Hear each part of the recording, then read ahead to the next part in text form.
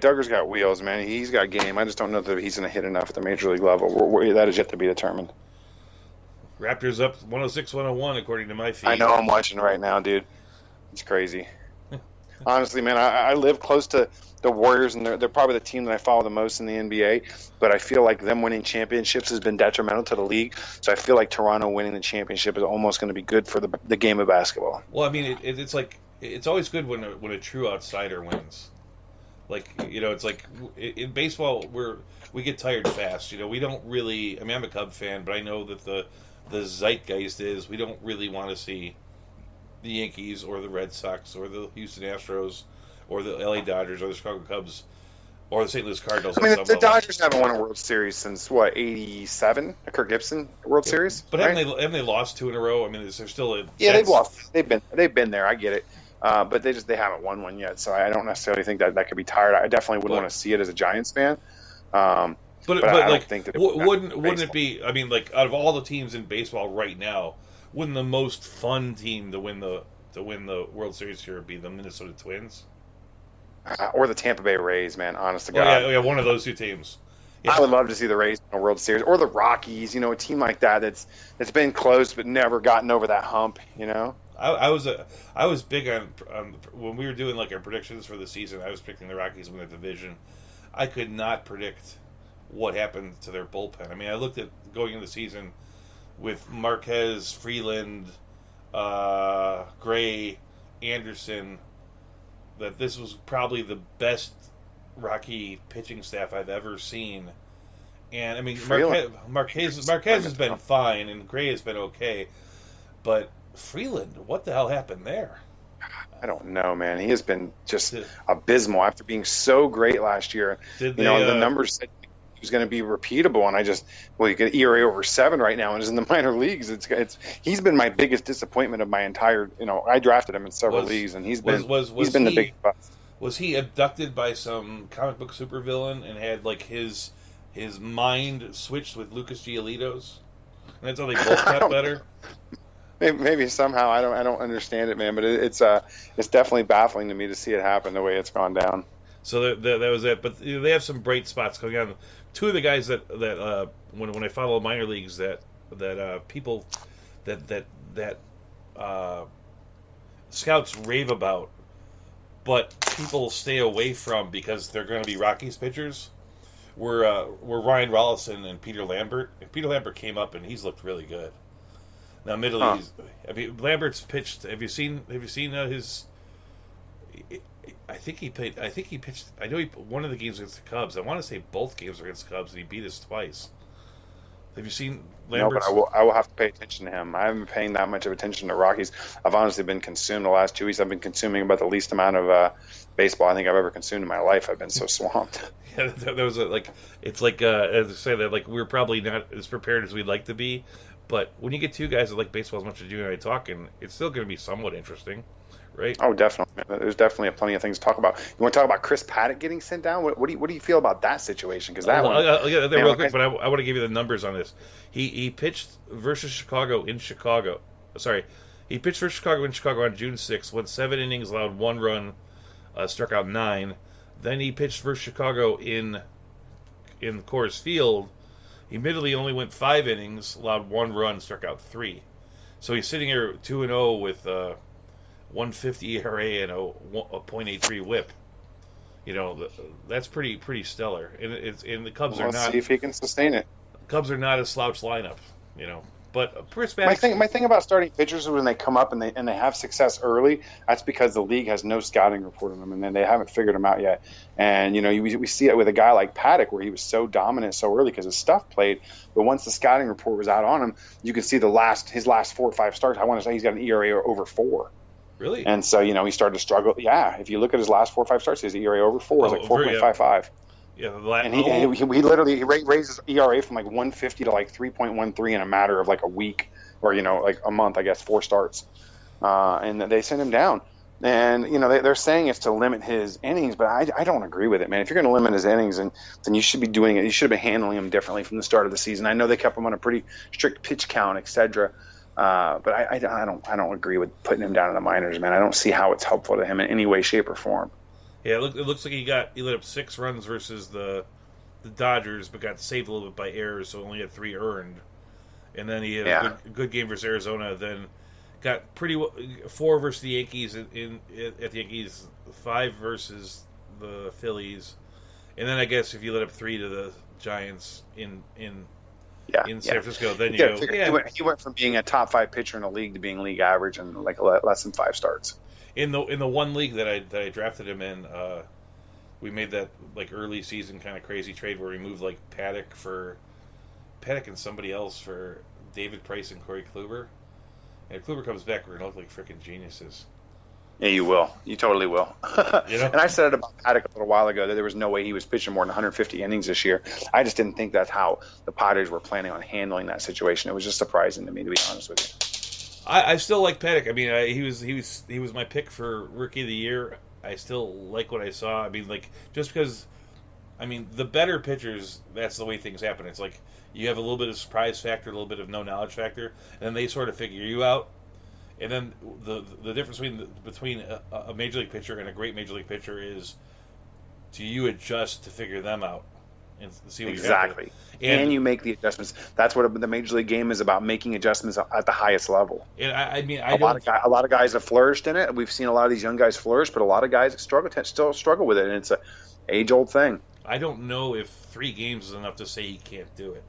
You're like, had he got to pitch another 4 weeks, would he have got back to what we expected? Or maybe he was so good at the beginning, but he gets back to being a little more than 9 strikeouts per 9, 285 pitcher instead of a 145 pitcher, you know?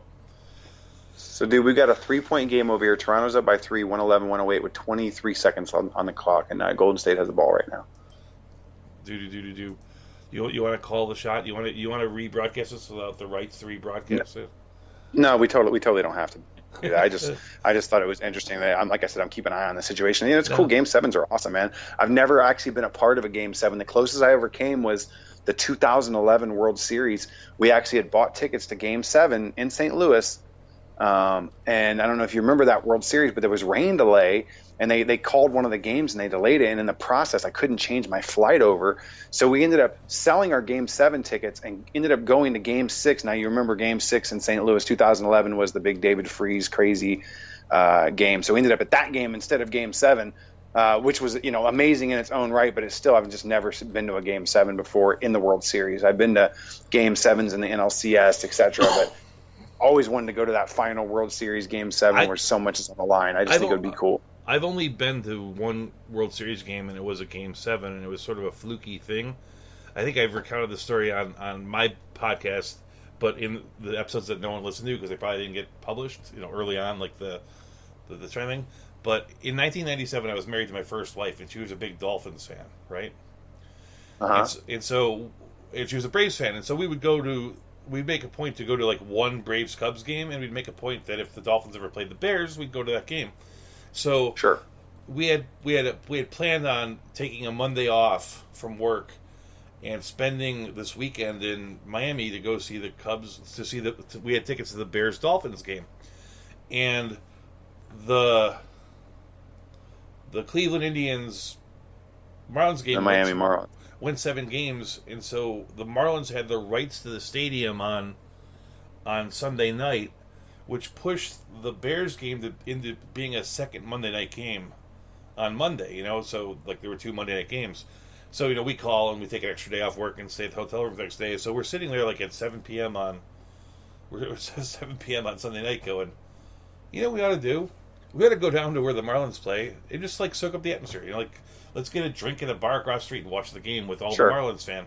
So we down there, we drive down there, we park, and we sit there in the thing. And we decided we'd like walk around the stadium first, and the scalpers are coming up to us, and and so the game starts, and I was able to buy 2 tickets for $20 each. What? Are you kidding me? Yeah, because there's not that many Marlins fans. Like he was like looking at. That's insane. We didn't get into the game till the second inning. For a Game 7 of a World Series, I paid $40 for 2 tickets. So my God, that's the greatest story I've ever heard. We set up in the grandstand. It's like, yeah, there really aren't Marlins fans because these guys were going to eat all those things. Like they probably had. Of course, they were. They probably had 100 tickets, and they were just happy to get somebody to take 40 off you. So we went to that game. It was a pretty good game, and the Marlins won. The Marlins always win. But it had nothing to do with any team we like. We're not Marlins fans. Oh my God, not Indians fans. So Toronto just lost the ball out of bounds with 9 seconds left with a 1-point lead. It's going to be Golden State's ball. This is insane. For all the marbles, as they say. Yeah, they're going to go down and take a game-winning shot, see if they can win it all with one shot, and not leave enough time on the clock for Toronto to come back and take one shot. Madness, man. Madness. We can pause and hold our breaths with all... Oh, no, we have like 10 more minutes left for... 18 seconds of basketball play. That's the only bad thing I don't like about basketball. We can hold our breath along with the entire country of Canada and see what happens here. There's a bit of a Canadian streak on the Legend Network too. There's like there are a lot of people that call Canada part of their heritage, like Lou Landers and stuff. Sure, of course. I know Lou's been very excited about these Raptors. Well, there's your other team. Your Blues won, if I want to call them your Blues. Yeah, they're not really my team. But like I said, I lived in St. Louis when I was a kid, and I was fortunate enough to live there. And I was telling you off air that St. Louis is surprisingly a really big hockey town. A lot of people don't realize that. And I mean, hockey comes second to baseball. Well, I mean, baseball. St. Louis is so boring. St. Louis is so boring that a sporting event's a big deal, right? You really think St. Louis is boring? I always say it because it's Chris Bryant. That's what he said, but I actually think. Gotcha. I think St. Louis. I think St. Louis gets like a little bit more of the benefit of the doubt than it ought to get. I mean, like that's a town. Like people really dog on Cleveland and Detroit for losing 400,000 people, but 330,000 people left St. Louis in the last 25 years. And for some reason, really. Yeah, I mean, in 1950, it was one of like the 10 largest cities in America. Steph Curry missed a shot. So, Toronto's got the ball. Oh, it's game over. No, 0.9 seconds left. Are you kidding me? And Golden State got the ball back, so they're going to have to somehow get a shot off of 0.9 seconds. Golden State got the ball back. That's too much. But I've been to St. Louis a few times, and and there are parts of it that are really nice. And the truth is, I've been to Detroit a lot. And if I had to name the 20 best nights of my life, 4 of them happened in Detroit. I enjoyed. I've never been to Detroit. Is Detroit a cool place? It's bizarre because it's a town built for, a million people, and 300,000 people live there. I mean, and it's got some really rough neighborhoods and stuff, but the downtown area, I can tell you honestly that I would just basically stay drunk because they have this people they have these 4 little sections, right? There's Hockey Town, which only is on one end, which only fills up when Joe Louis has got a big game Detroit. Sure. And then there's Greek Town, Brick Town, and God, what's the 4th one?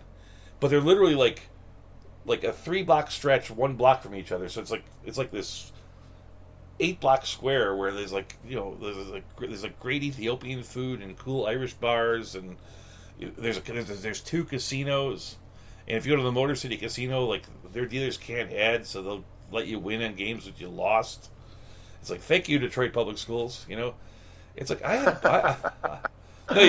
you've made Detroit sound like a more appetizing place to go. I wouldn't mind going there sometime now. No, but it's literally 1 square mile. And at the top end, I can't remember what they call the other area.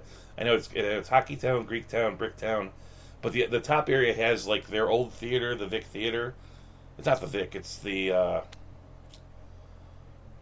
it's the place where it's the place where Kid Rock would play, and and the touring group of Wicked, that's the kind of theater. And then across the street from that, on a kitty corner, is Comerica Park, where the baseball team is. It's it's really just it's 1 square mile where things are kind of cool, and then literally you're right across the bay from Windsor, which is a fun town that's safe as hell. And, I don't know too much about Michigan, to be honest with you. It's one of the few states I've never had but I haven't really spent a lot of time in that upper northeast peninsula, I guess. But Eminem would rap about 8 Mile and stuff. It's the bands within the inner city are pretty rough and sketchy. So it's like you got to be really downtown. Like the way I would put it is like